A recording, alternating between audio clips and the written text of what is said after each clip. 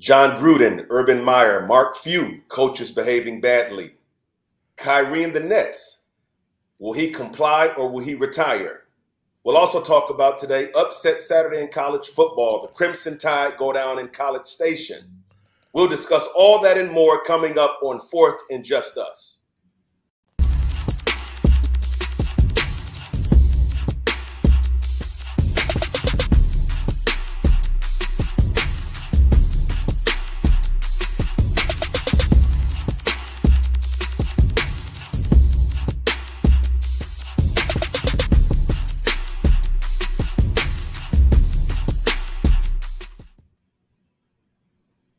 Welcome to this week's edition of Fourth and Just Us. I am not Larisha Harris, our typical host, our usual host. She is on maternity leave, so we want to give Larisha a shout out as she prepares to have those beautiful twins in Larisha's place, although we know we can't replace her because those are big shoes to fill.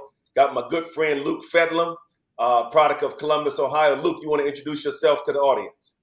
Doc, I appreciate it. AD, it's good to see you. Hey, listen, just want to say thank you so much for having me. Larisha, sending you all the positive love and blessings your way. So my name is Luke Fedlam, live in Columbus, Ohio. I'm a non-agent sports attorney. I love talking about, all these topics around sports. And I will tell you what a first episode to be a part of, because today, there's a lot to talk about. Let's go. And along with Luke, we got my good friend, Kevin A.D. Anderson, former athletic director at Army and also former athletic director at the University of Maryland. Now he's doing some work at the Air Force Academy. Kevin, good morning, brother. Good morning. How you doing, Doc? Hey, a lot to talk about today. So you all know our show looks at the intersection of race, sports, and politics. And if there was ever a week where we needed to have this show, or the reason why this show exists, it is this week. So let's just start off top, and I'm gonna just mention one name. Luke, you go first. The views of Kevin B. Anderson do not necessarily reflect the views of the Department of Defense, the Department of the Air Force, or the United States government, his wife, or his kids. Hey, we had to get that disclaimer in there. That's right. Because we're about to go in, and so I got to start with a disclaimer myself. That my views do not reflect the views of my law firm, Porter Wright. So, you say the name Gruden? Gruden. I say trash. Trash.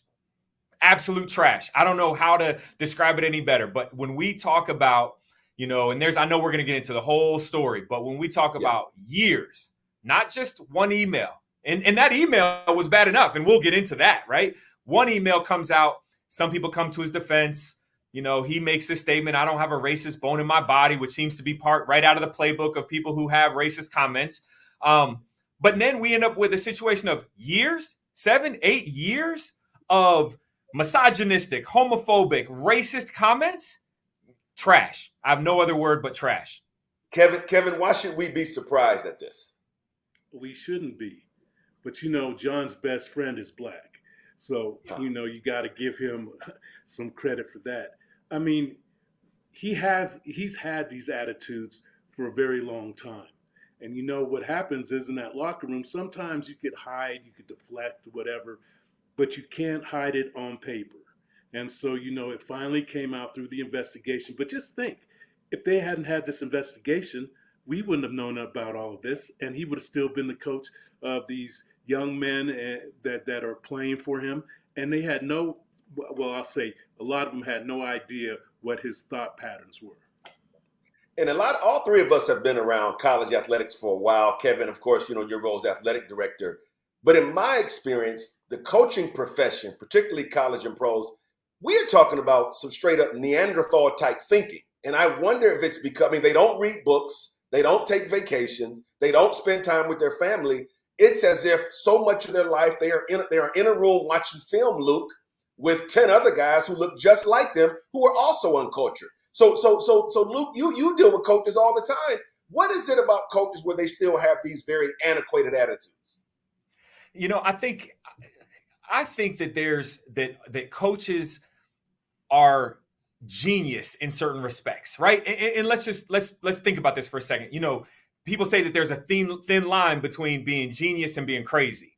And I think that they are so hyper focused on their sport, on coaching, on film, to the detriment of their social skills. I mean, think about how many coaches you've interacted with that are at the highest levels that don't know how to carry on a traditional conversation, right? But when you talk about Neanderthal in their thinking, let's just be clear, right? We've known that there is a good old boys network when it comes especially to football, right? We know that football, whether we're talking about the NFL, the NBA is much more forward thinking when it comes to social justice, social engagement, equality, equity, etc. The NFL is trying. And there are stories, you've talked about it, right? There are stories over the years, right? But this is something where I think at the coaching level, we have coaches who are so focused on their sport that they don't even recognize that even if you have these thoughts, you're going to then put those thoughts. You feel so confident. You're so arrogant that you're going to put those thoughts in writing and you're going to send those out to somebody else who clearly didn't respond back by saying, whoa, hold up. Like, that's a bit much, right? No, but enough that says I'm comfortable having these emails for years. Kevin, Kevin, what was your experience like managing head coaches? Because, Luke is attributing to this whole privilege piece. Is it white privilege or is it just privilege because I'm the football coach at this university or in the NFL and I really answer to no one? I think it's more privilege than white privilege, particularly with these younger coaches. And in the NFL, you're seeing it now, like the McVays and the people that have been in the McVays lineage. That they have a different mentality and they are different with these young people because they know that they have to be, that old style, getting in their ass and everything else, it doesn't work anymore. And you will fail sooner than you will if you, participate in that old style way of coaching. But no, unfortunately, it's the young coaches, it's the old coaches that they come in there and they think that not only the football program is theirs, but many times the entire department is theirs. And so, they really don't interact with their colleagues. What they form is they form a bubble. And then, Doc, we've talked about this. My major concern is that we build these locker rooms and, in these locker rooms, you have a barbershop, you have a bowling alley, you have all of this. And, the reason why they're going to school is to matriculate and be part of the student body. Right. And when they do that kind of thing, they're separating them because they don't want them or they don't want to lose control. And I think that's the biggest part of all this. It's all about control. And if you think about it, the football coach, they're typically in a bubble themselves. I remember Nick Saban saying once he was at LSU that he said when they built a new football-only facility, he said, when I wake up in the morning, all I want to see is football players. I'm like, man, there's a lot more to the world than that. And let me be clear. And Luke, I want to come to you with this real quick. Well, let me ask both of you. Kevin, let me go to you first. If the comments were, if the DeMaurice Smith, big lips, Michelin lips, if that had been the extent of the emails, Kevin, would Jon Gruden still be coach of the Las Vegas Raiders? I think that people would have glossed over it. He might have been, given some kind of fine or whatever. But when he went in and he crossed the line and he went in and talking about gay folks and women and everything else, there was no way the league could save him. No way. Luke, what's your take on that? I agree. We saw it, right? We saw when all we knew about was the first email, there was some condemnation, but there were people that came to his support. Oh, that was 10 plus years ago. I've worked with him. I've been close to him. I know him better than anybody else. This isn't him. And then we get a whole lot more emails that come out. And now you're talking about women in sports. You're talking about homosexuals in sports. You're talking about protesters and all. All of this came out. It was an avalanche. He couldn't withstand that. Luke, it was equal opportunity. Now here's what I was telling a friend. Now, all three of us, Kevin, you're from San Fran. I'm from Cleveland. We know street people, right? We know folks in the street. We go home to the barbershop. You're dealing with street folk. I don't know. I know street folk who may say some stuff, but I don't know anybody who would sit at a computer and type it out in an email. So what world, Kevin, is Jon Gruden living in? Because we all know, we've all been told, don't put nothing in an email that you don't want to see on the front page of a newspaper. So what world, Kevin, are these coaches living in where they think they can get away with this stuff? Well, in reading and hearing about everything that he wrote about, I wouldn't be surprised if he was at the Capitol on January 6th. I mean, that's how, I mean, the way that he presented all of that, I mean, he has that mentality. And it's hard to believe that, you know, he's been a leader of men for this long and getting paid $10 million to do it with these kind of thoughts. It's just, you know, it's unbelievable. But, you know, I mean, we could go in and talk about the other coaches that we're about to talk about. But, you know, I mean, we're seeing a pattern here. Yeah. I just got to add one thing, though, because I know we're going to talk about some more coaches, but I want to add one piece because at our bottom of our screen, it says Jon Gruden fired. And let's be clear, because this is an issue that still rests with the NFL. He resigned. He had the opportunity, right, to even say, like, I tendered my resignation. I don't want to be a distraction. Not taking ownership of all the things that I've said over all these years, but just almost being able to take the high road by saying, I've resigned. I don't want to be a distraction, so I've decided to move on. Right. And I get it. As a lawyer, I understand. Right. It takes a lot to fire someone. There's a lot that goes into it, contract issues and all that.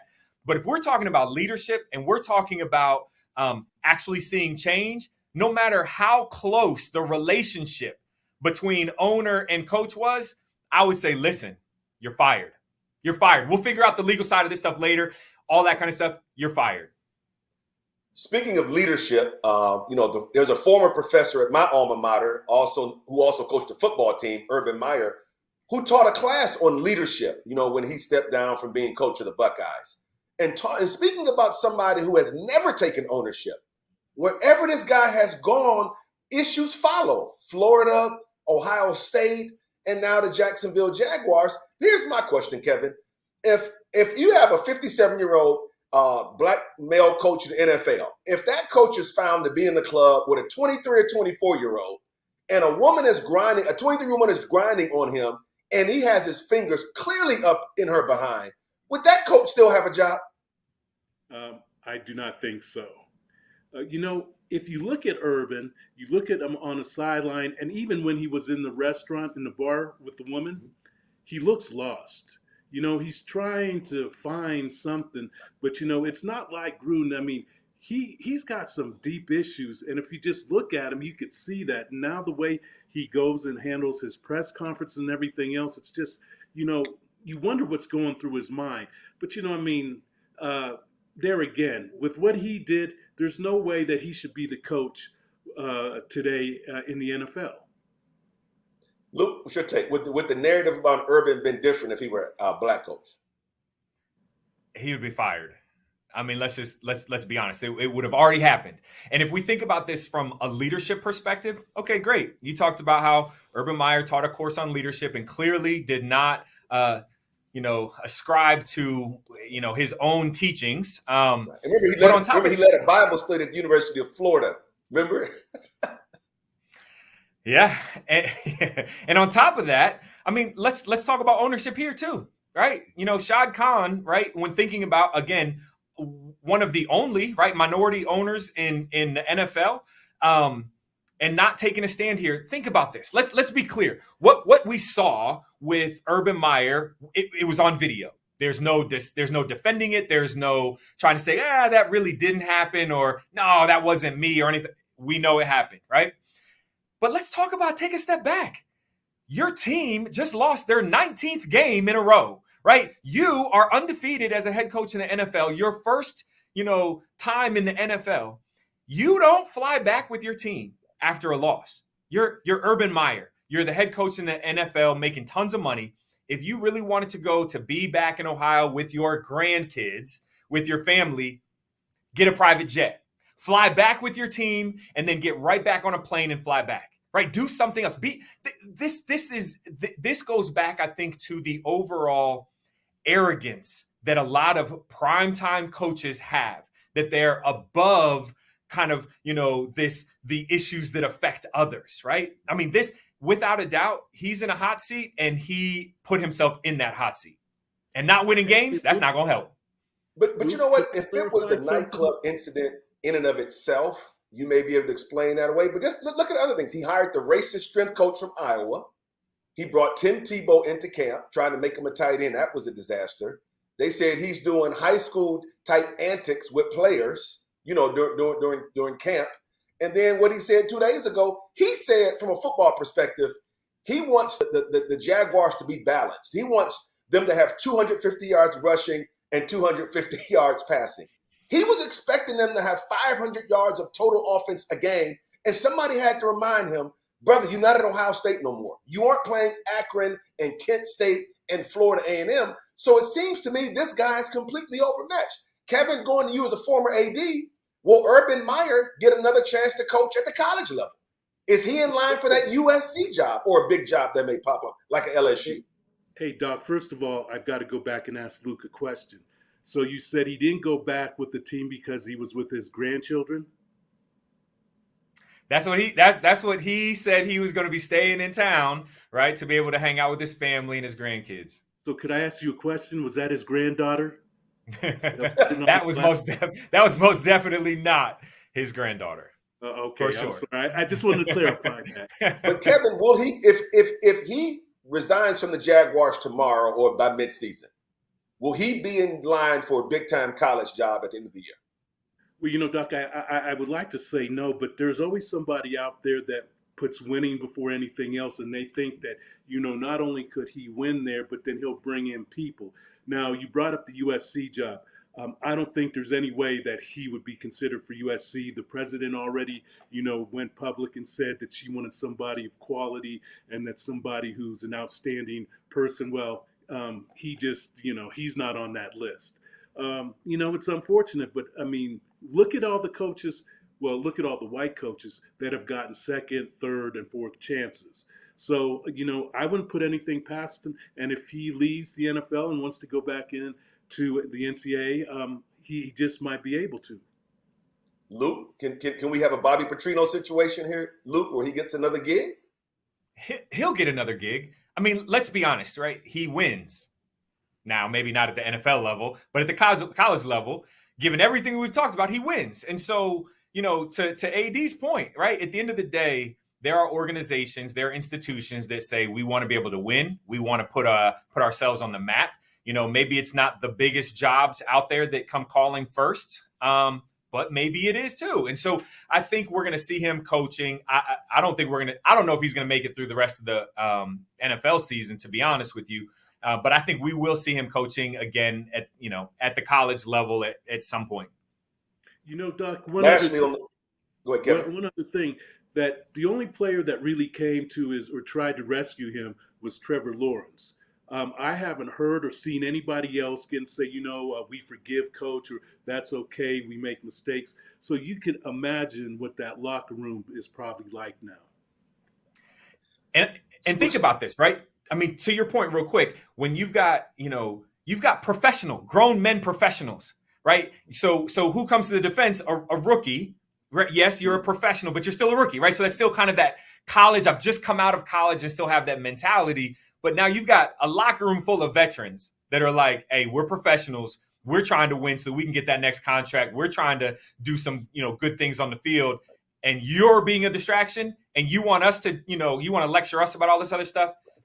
You've lost the locker room. Yes. Yeah, hey, don't mess with a brother's bread. You're going to have some problems with that. That's right. Switching gears, last installment of Coaches Behaving Badly, Mark Few, who had a squeaky clean image as the coach of Gonzaga. He had sort of a Mayberry down-home feel about himself, arrested for DUI a couple months ago, and suspended for just 3 games. 2 of the games will be an exhibition, and the first game is against a Division II school. Kevin, what's your thoughts on Mark Few's light suspension for DUI arrest? Well, if we're just looking at this as an example for his players and the people at Gonzaga, it's a sad statement. Basically, he's getting a reprieve because those games don't matter anyway. If you really wanted to have a statement and let him know that you're serious about it and everybody else, that, you would have gone in and looked at 4 or 5 games. You would have made him go to some kind of counseling, something to let people know that, I'm concerned about you, coach, for what happened to you, but also a message to these young people that, this is unacceptable and that, everybody has to pay a price for things that they do that they shouldn't be doing. Luke? We have been talking about leadership and the lack of leadership, and I think we're seeing that here. First of all, quiz. Who can actually say where Dixie State is located? Because that's the first. Listen, that's the first regular season game, right? I thought it was in Mississippi at first. Right. I mean, you don't have to have any coach on the bench. Those players are going to go whoop up on that team without a coach. So I got to say, when we think about this, I get it. People make mistakes, right? None of us are beyond reproach. We all make mistakes. However, what do coaches harp on their players about?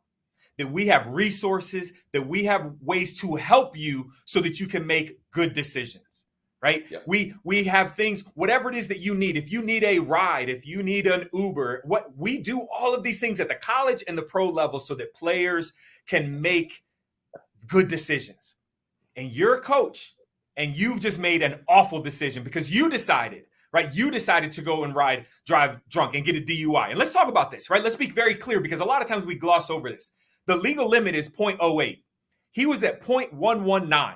So it wasn't like he was close, right? He was driving drunk. And he could have called anybody and gotten a ride. He could have had an Uber. He could have had a driver.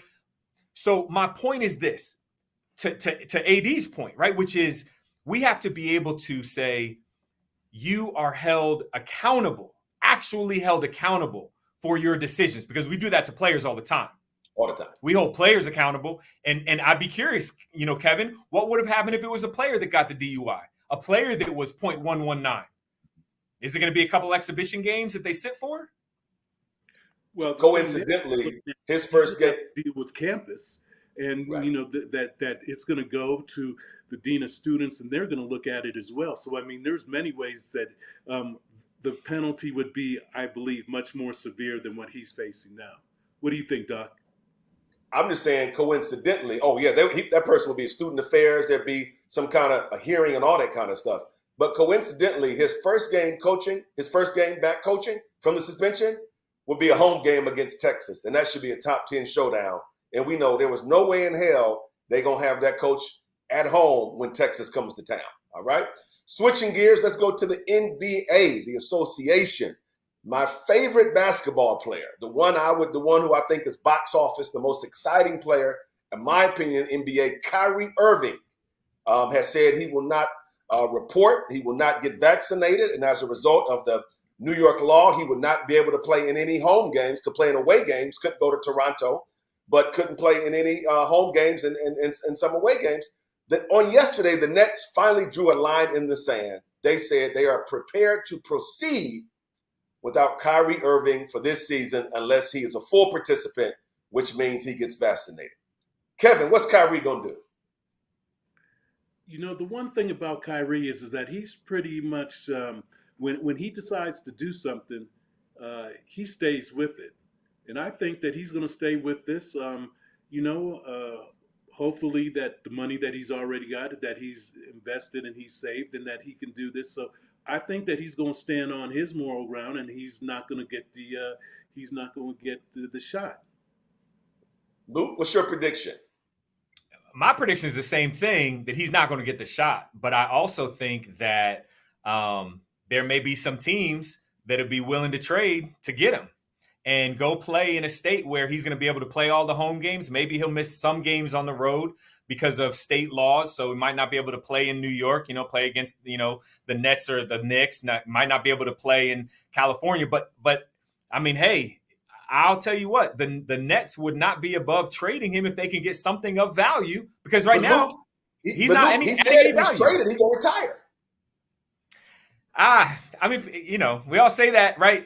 And I know, listen, Kyrie's headstrong. We all say that until that time comes where it's like, well, you can be traded where you can go continue to make some millions of dollars and play and get what you want, which is to not be vaccinated. So if there's an opportunity that's a realistic opportunity out there, I think we'll see him play for another team if he gets traded. I don't think he'll sit out and just say I'm completely retiring from the game because of it.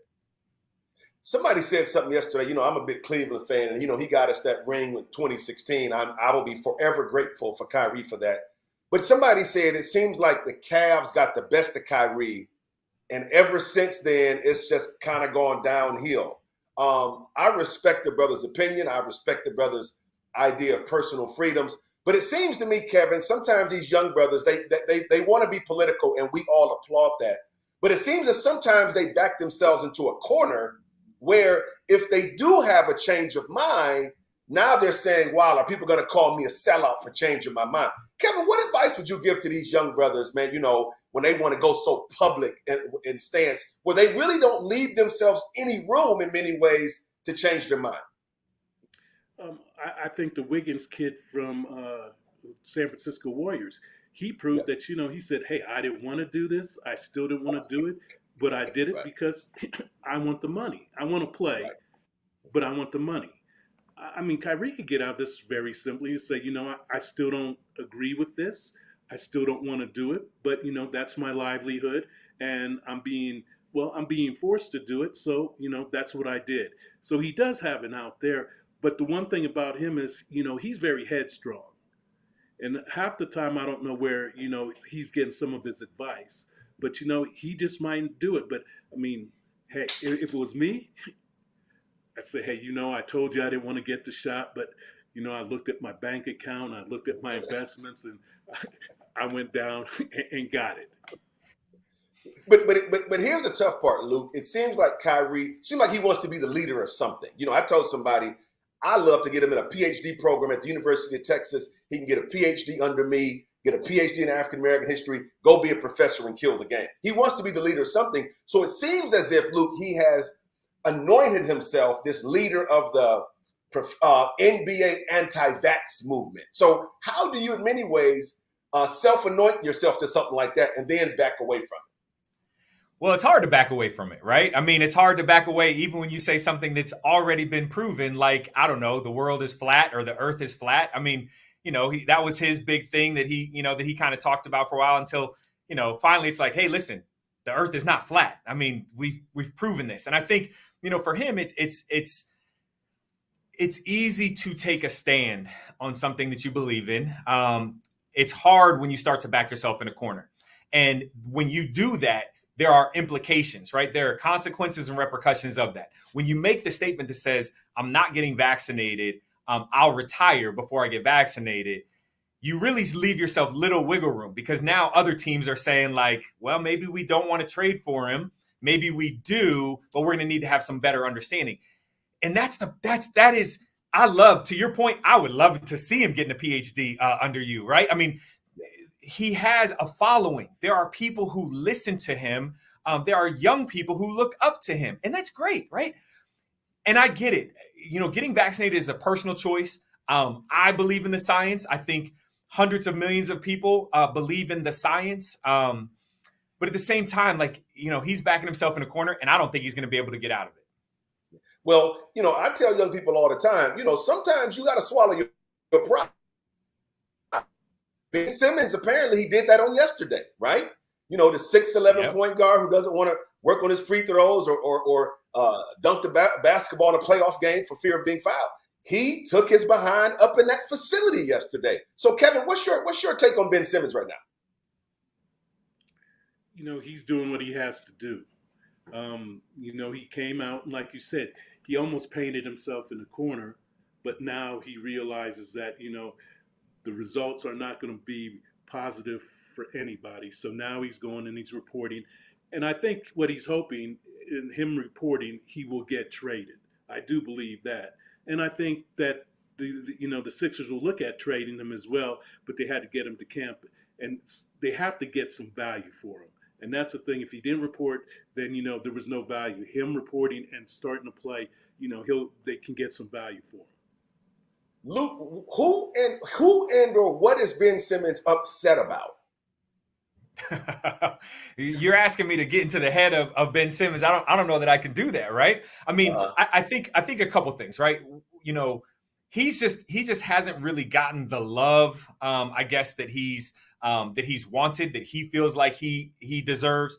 He's kind of been in the shadows. A lot of criticism of his game, of his kind of abilities and everything. And so I think that's a struggle. But I want to go back to your first question, right? Which is, ultimately, I think what he wanted to do was provide a signal, right? A signal by him showing up, at camp and going through the protocols and kind of locking in with the Sixers, which surprised the Sixers, by the way, right? They were surprised that he did show up. It's a signal to other GMs, other teams to say, listen, I'm going to believe in what I believe, but at the same time, I'm going to be that person that will be that team player that will show up, that will do what I need to do. So yes, watch me do what I'm doing and then trade for me and know that you're going to have a good athlete, when you trade for me. The funny thing is, all of this could have gone away if after that last playoff game, he gets up at the press conference and he says, you know what, y'all, I blew it. The city of Philadelphia, y'all have given me a lot of love. I realized I got to work on my game. So this summer, I'm going to work on my free throws, and I'm going to come back a different player. I'm going to have a good mid-range shot. I just need y'all to stick with me. Because here's one thing I learned, Kevin, and this from the black church world. If I talk about my issues from the pulpit, you can't whisper about them from the pew. Meaning, let me own where I messed up. And then you take all the venom away from the fans. You know what I'm saying? But the more that brother dug his heels in, I think the fans are like, no, bro, you got to step your game up. So it's good to see him back in the fold. Switching gears, the NCAA, here we go again. They will have a constitutional convention this January, and it seems as if Division II, Division III programs will break off and Division I programs will sort of become more autonomous. Kevin, do you have any update on the NCAA constitutional convention and what some of the issues are? Yeah, so what I think the committee that are bringing the issues to the Constitutional Convention and some of the solutions, they're seeing that every division should have some autonomy. So they're going to financially keep Division II and Division III whole with the money that they've been giving them, but they're going to let Division I break off and have that autonomy where they're going to be able to make their own rules that are not conducive to what Division II and Division III is. The other thing is, and last night I was talking to somebody that football might become its own entity and that it will be under the championship series and that will be the governing body. And we talked about this.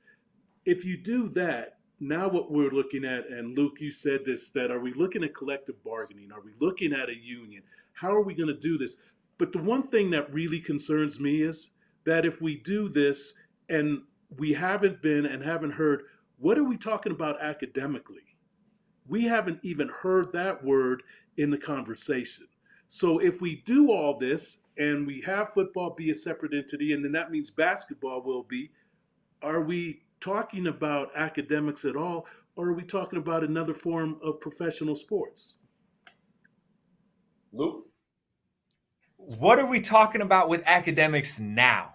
Right? I mean, let's be honest with this, because I think a lot of times, and I know we're gonna, kind of talk about name, image, and likeness and different things, and people say, oh, well, these structural changes, right, could have this impact where, now we move into this place where it's just like, football schools, that fall under the college football playoff. If that were to happen, it creates this kind of farm system for the NFL, and it's no longer about academics. At these elite institutions, Doc, you've been a part, right? I mean, Kevin, you too. We know that football in particular, football drives so much revenue and it drives so much attention to the school. From recruiting, I'm not talking about recruiting student athletes, recruiting right. Generally, right?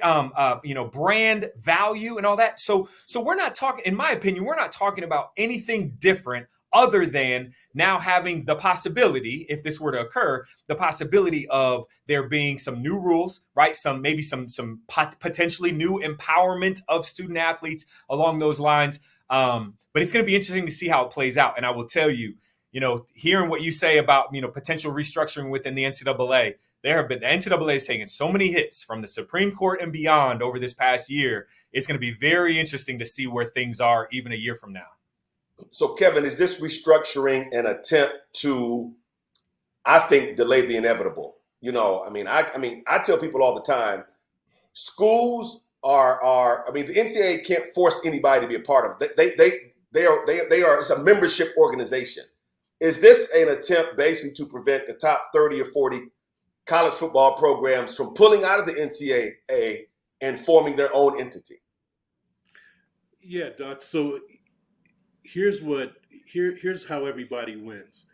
Division II and Division III were worried about the financial hit they would take if they just pulled away. So now that's being solved. So now they're more inclined to support that Division I would be its own entity and that they would be able to govern itself. But the thing is that, and Doc, I've seen you do this, and this is what I took pride in, is that particularly when we bring these young brothers and sisters onto campus, that we were the ones who talked to them about getting their education. Absolutely. And so, every time we bring somebody to campus that might have questionable, I'm really here to play ball. We've been able to have them understand and look at this globally, how big and what an opportunity this is. Now, unfortunately, Luke, going back to what you said, there are programs that, well, sometimes you're a student, but you're an athlete. You're an athlete, you're not a student. But, I could vouch for me and Doc that they were student athletes and students even that happened to be athletes. So, that has to be part of the conversation. And I can honestly say when I was in those meetings that very rarely did we talk about the kids. And that the kids came up or academics came up. It was always about branding. It was always about selling tickets. It was always about television. So, the mindset has to change if people really want to. But, there's a lot of people that when we talk about the fans, they really don't care until they start losing. Right. And then all of that becomes a reality and a problem they want to talk about. Luke, do you think this restructuring will kind of head off any ideas that these big ADs have of pulling out completely out of the NCAA and doing their own thing? The proof's in the pudding. I mean, I think ultimately it's the details, right? And seeing kind of what this actually looks like. The NCAA has some significant issues and some significant challenges ahead. I don't know whether this restructuring will save that, but there are some issues that the NCAA has to deal with. And that's what will be interesting to see kind of how things play out and how schools ultimately, like you said, Doc, and I don't think a lot of people recognize this. The NCAA is a membership association. It's an association of its members, right? So when you think about that, the NCAA, yes, there is a headquarters there, there are leaders within the NCAA, but it derives all of its power and authority and abilities from the schools. So ultimately, that's where we're going to see this tension, have to work itself out to figure out what is the governance and the oversight of college sports going to look like as we go forward. And let's not fool ourselves. I like to remind people, I've caught hell for 25 years for just trying to empower the black athlete.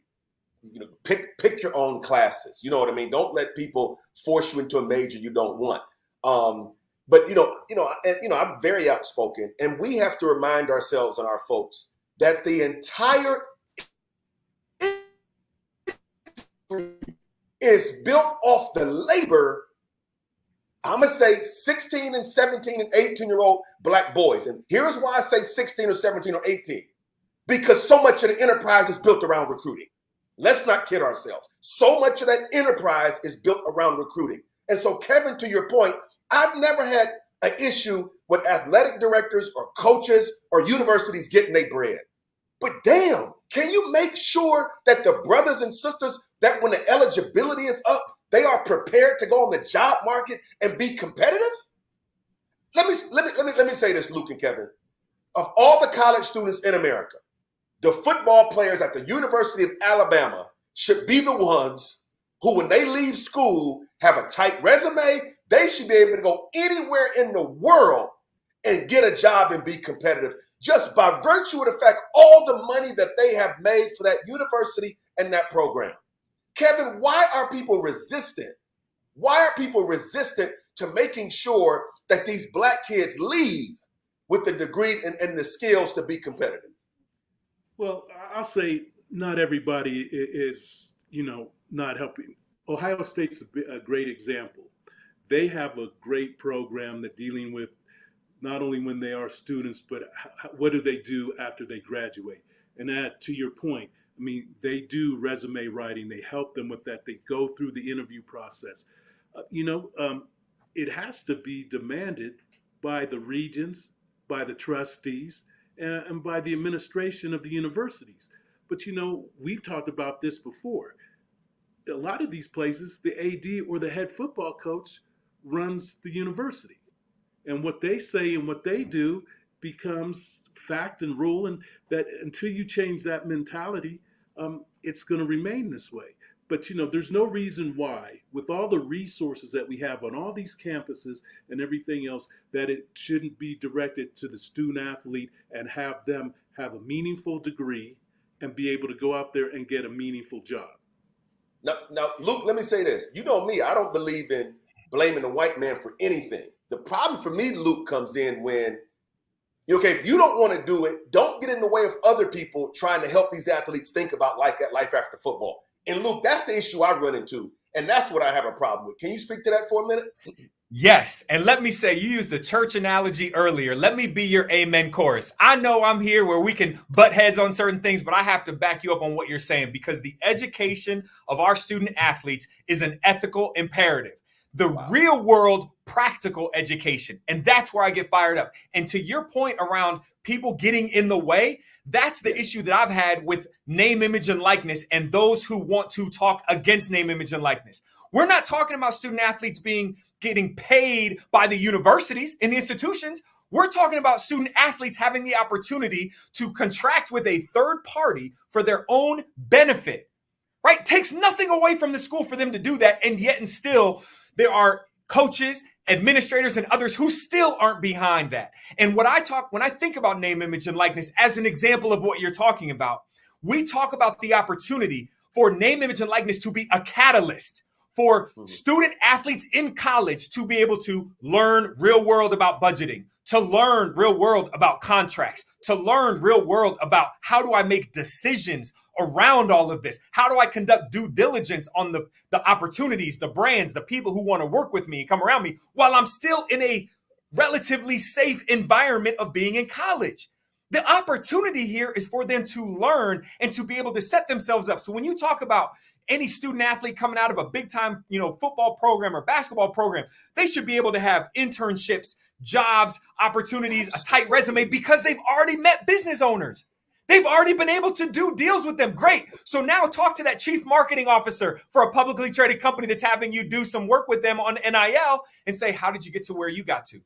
How do you develop and lead this business? Talk to the CEO, talk to the president, learn from these people. And if schools would take that mindset, that it's an opportunity for their student athletes to further the brand of the institution by getting these jobs at these big companies, then maybe they'd realize what a great opportunity it is for these student athletes. A good friend of mine, professor at University of Houston, Billy Hawkins, calls college football, he basically calls it the modern day plantation complex. And it's as if, like on the plantation, that the enslaved person wasn't supposed to have any other interest, Luke, outside of picking cotton. You can't have any other interest. And it seems to me that all they want these young men and women to do is just be focused on their sport and nothing else. Similarly, you go to the idea of them having money in their pocket, Luke, with NIL piece, and Kevin, you'll appreciate this. Understand this, on the plantation, and even after emancipation, with the whole sharecropping piece, white Southerners always said, we'll give you a little land to work, and we'll give you like maybe a mule, but they would never give them money. They would never give them money. And many black folk in the South said, if you had cash and if you had money, don't let white people know because they didn't like it. So to me, Luke, it's this idea that we brought them to the university. They should be thankful for the opportunity. It's a privilege for them to wear the jersey. No, we don't want you to make any money. And I'm just amazed at how coaches who are making 7 figures, some making 8 figures a year, hate on the NIL. Let's switch gears a little bit. Let's stick with college football. I don't know about y'all, but I have a love-hate relationship with college football. What about y'all? Doc, let's go back just a little bit. So this NIL and why they didn't want it it's not because putting money in their pocket. It's because of the cheating of the programs being able to filter money out in a source that would get them to them that wouldn't necessarily. So the real worry about this is it's not getting the student athletes the money. It's the cheating aspect of it and being able to monitor that. So that's where I think the rubber meets the road, is that people are worried more about cheating than putting money in these kids' pockets. Gotcha. I hear that. I hear that. I had a conversation. I know you want to move on. I want to move on to college football too, because I want to talk about the Big Ten. But I got to say this though. Listen, I've talked to coaches at Power 5 schools, and on the basketball side in particular, that talk about dirt bags and distractions. And that's what they want to look out for, is dirt bags and distractions. But that can't be the reason. That can't be the reason that we stop the opportunity for student athletes to be able to empower themselves by making money and building themselves up professionally. Absolutely. All right. College football.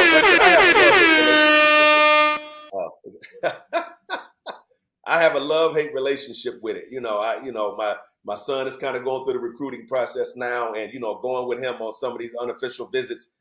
It's an eye-opener, and I just look at him and I say, hey man, this is a business. Understand that. It's all transactional. But college football, leaving the politics aside for the moment, upset Saturday. The Crimson Tide go down in College Station.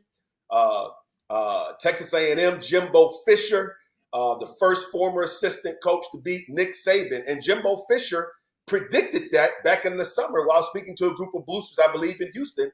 He said they were going to beat Alabama's ass or kick Nick Saban's ass, and they did it. Luke, what were your thoughts, man, when you saw A&M beating Alabama? I tell you what, man, as a sports fan, right? Just being a sports fan, upsets are fun to watch. And that was a fun game to watch. And I think, at the end of the day, there is also, I get it, right? Whether it was the Patriots in their heyday, right? Alabama, right? Whenever you've got that reigning kind of dynasty almost, if you will, right? You love to see them get knocked off, right? You love to see them go down. And so just seeing Texas A&M, put together that whole plan and to ultimately execute that plan and come up with that win, big time. Kevin, any thoughts on upset Saturday? If you go north of the state, if you go north of A&M, great game at the Cotton Bowl, the Texas Longhorns, close game against the Oklahoma Sooners. Lincoln Riley, pulled Spencer Rattler, who at the beginning of the year was seen as the number one Heisman candidate and also potential the number one draft pick in the year.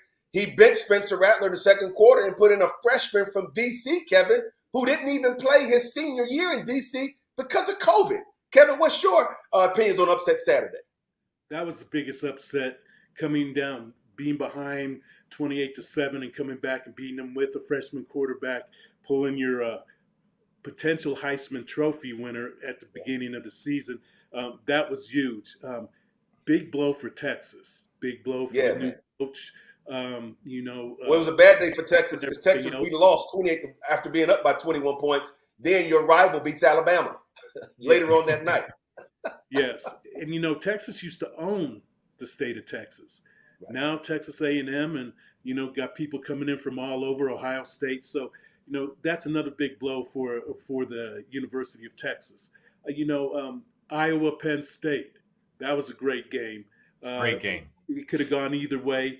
Penn State's quarterback gets hurt and they lose. James Franklin is doing a tremendous job. And I still think that if I was to pick somebody to be the head coach at USC, it would be James Franklin. Okay, mention that. Speaking of Penn State, Franklin, he doesn't have a backup quarterback. His backup quarterback got in the portal and is now the starter at University of Kentucky, and Kentucky is balling. So how has you think even if Penn State, because I can't see them winning more than 2 or 3 more games. They don't have a quarterback. So you think that no matter how Penn State does the rest of the year, that James Franklin will be in line for the SC job? I think he should be considered and strongly considered. And like I said, if I was in the seat, I probably would hire James to be the head coach. Here's what I know. I think he's in the top 5 in recruiting every year. He's been able to bring some great coaches in that have gone on to be assistants somewhere else. He has a great rapport with the kids, and that, everything that SC and LA needs, that's him. He's Showtime. and LA needs Showtime. They talk about bringing Luke Fedlam in. He's done a great job at Cincinnati, but he's from the Midwest, and going west and being in LA is a whole different story. And you could see the last person that was really successful was Pete Carroll, and Pete grasped and he brought forward and embraced Showtime. And so I think that that's what they need as a coach, and it just can't be any regular X and O guy. It's got to have somebody with personality. Luke, what about Deion Sanders? Would he be a good fit at SC? Deion might be a little too much personality. Deion, he's Hollywood. He's so Hollywood. He fit right in LA. I don't know. Deion needs to prove himself a little bit more, I think, first. All right. So now y'all know me. I'm Cleveland, Ohio. It will forever always be my home, although I don't live there anymore. But it is good to see the resurgence of Big Ten football. I've been surrounded by these SEC nuts for the last 23 or 24 years. I've always felt the SEC was very, very overrated, but nobody would believe me. But now, Luke, you're in the Big Ten. You're right there in Columbus. How does it feel I don't know, Luke. I don't know about you, man. I like watching those Wisconsin, Nebraska games where the score is like 13-10. I think that's old school football. I don't think Oklahoma, Texas, 51-48. Ain't no defense, man. So, Luke, how does it feel to have 5 Big Ten teams in the top 10? Come on, man. It's incredible. It's incredible. Let me put a pin in that while I have to give homage to my alma mater, Wake Forest University, who is 6-0 for the first time since the 1940s. Let's go, Demon Deacons. Okay, now let me move on. So I went to law school at Ohio State, so I got the Big Ten love. And I'll tell you what, I agree with you. It's fun to see just a knockdown, drag-out fight on the gridiron. And I'm going to tell you what, I mean, when you look at it, what do we got? We've got Iowa, OSU, Penn State, Michigan State. I mean, wow, that means we've got some great matchups yet to come in the Big Ten, and just some great football happening right now. I mean, I love when Wisconsin's going to roll out 9 white guys on that offense. I love, and they're going to be in a 2-3 tight end set, Luke, quarterback and a running back, and they say, this is what I like about Wisconsin. I think it's a leadership principle. They know what they are.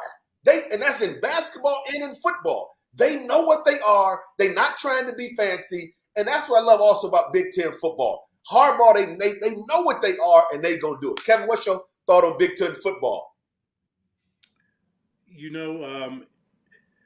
I don't think that there's any standout team this year. Well, there's one. Come on, man. Georgia is phenomenal. That defense, I mean, they have 11 players that can really ball out. And then the offense is coming around. And so I think that, they have kind of separated themselves from everybody else.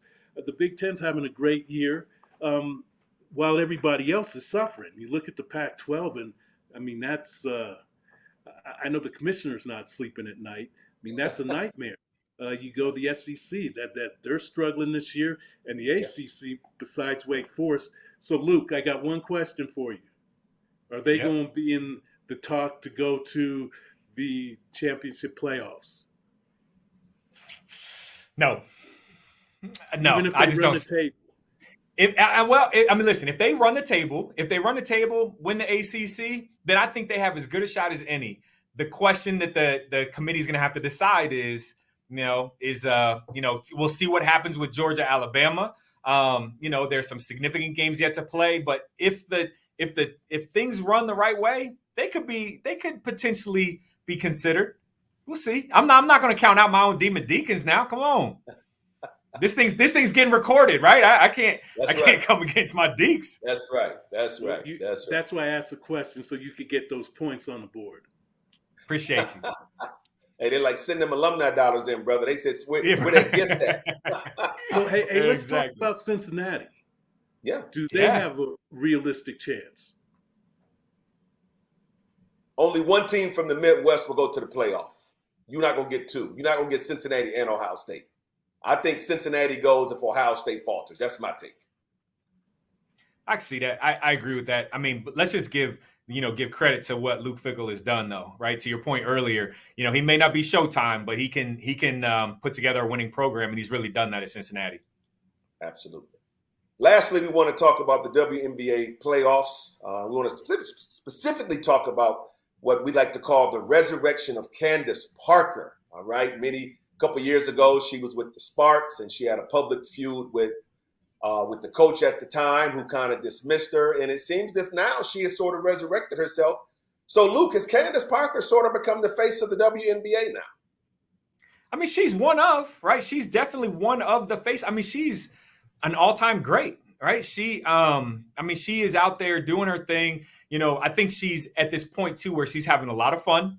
And you know, she is doing what the WNBA needs, right? They need additional storylines. They need, I think, when we look at it, college women's basketball is probably at an all-time high in terms of engagement, fan engagement. I'll tell you, here in Columbus in 2018, we hosted the Women's Final Four, and I'll tell you, those were 3 of the best basketball games I've ever witnessed live, hands down. I mean, buzzer beaters, overtimes, all that.